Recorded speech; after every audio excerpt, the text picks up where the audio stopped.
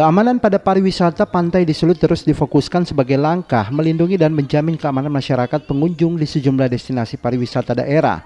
Hal ini juga agar menjamin keselamatan wisatawan asing dan lokal domestik agar bisa menikmati suasana wisata di Sulut.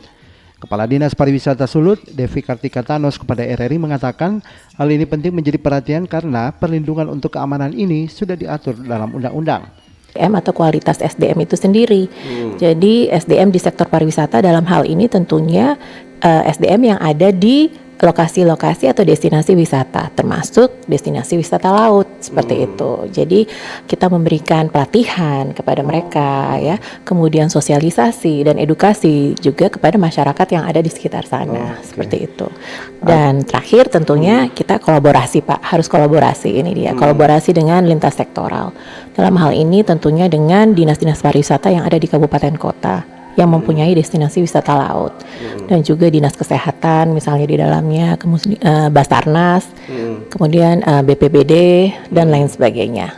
Sementara itu Joni Lintong, pengunjung wisata di Manado, mengakui terkait dengan keselamatan wisatawan di sejumlah sarana prasarana harus lebih diperhatikan terkait dengan sarana yang memadai untuk keselamatan dari para wisatawan.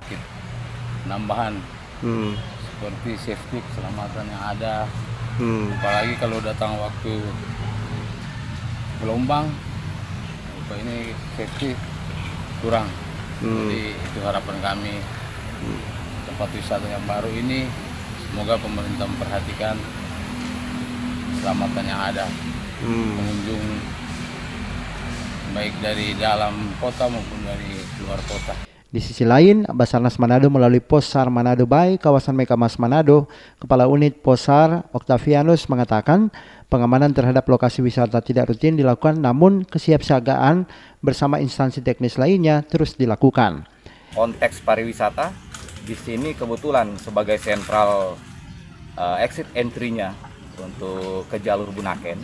Jadi intensitas kecelakaan kapal maupun dari pengunjung wisatawan disinilah sebagai sentral jalur evakuasi kalaupun itu membutuhkan penanganan lebih lanjut ke rumah sakit terdekat.